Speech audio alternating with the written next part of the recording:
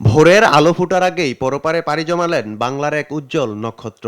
দীর্ঘদিন মৃত্যুর সঙ্গে পাঞ্জা লড়ে মঙ্গলবার ভোর ৬টায় রাজধানীর এবারকেয়ার হাসপাতালে শেষ নিঃশ্বাস ত্যাগ করেন গণতন্ত্রের আপসীন নেত্রী এবং তিনবারের প্রধানমন্ত্রী বেগম খালেদা জিয়া। প্রথমে বিএনপি মিডিয়া সেল থেকে এ তথ্য জানানো হয়, পরে খালেদা জিয়ার মেডিকেল বোর্ডের প্রধান মৃত্যুর বিষয়টি গণমাধ্যমকে জানান। আমি মেডিকেল বোর্ডের পক্ষ থেকে আজ ভোর ৬টায় ৩০ ডিসেম্বর ওনার মৃত্যু ক্লিনিক্যালি ডেথ ঘোষণা করেছিলাম।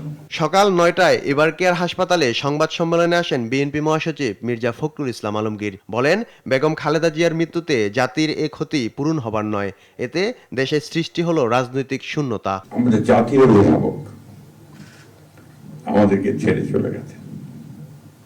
ইন্না লিল্লাহি ওয়া ইন্না ইলাইহি রাজিউন। এই শোক, এই ক্ষতি, এটা অস্বাভাবিক, অপূরণীয়। এই জাতি কোনোদিন পূরণ করতে পারবে না। সংবাদ সম্মেলনে আবেগাপ্লুত হয়ে পড়েন দলটির সিনিয়র যুগ্ম মহাসচিব রুহুল কবির রিজভী। বলেন, মায়ের ছায়া থেকে বঞ্চিত হলো দেশ। সংকট কাটিয়ে ওঠা খুব মুশকিল, এই ক্ষতি কাটিয়ে ওঠা জাতির জন্য খুব মুশকিল। এত নিপীড়ন সহ্য করে এক চোখের সামনে সন্তানের লাশ দেখে শুধুমাত্র দেশ এবং মানুষ এবং গণতন্ত্রের জন্য কি অটুট বড়বল দিয়ে তিনি টিকে থেকেছেন দলীয় কার্যালয়ের মধ্যে বিভিন্নভাবে। অশ্রুসিক্ত চোখে সাবেক প্রধানমন্ত্রী খালেদা জিয়ার বিদেহী আত্মার মাগফিরাত কামনা করেন দলের শোকহতা শীর্ষ নেতারা। তার দীর্ঘ রাজনৈতিক জীবনের স্মৃতিচারণ করতে গিয়ে কান্নায় ভেঙে পড়েন অনেকে। দেশ নেত্রীর জন্য আপনাদের মাধ্যমে দেশবাসীর কাছে দোয়া চাচ্ছি।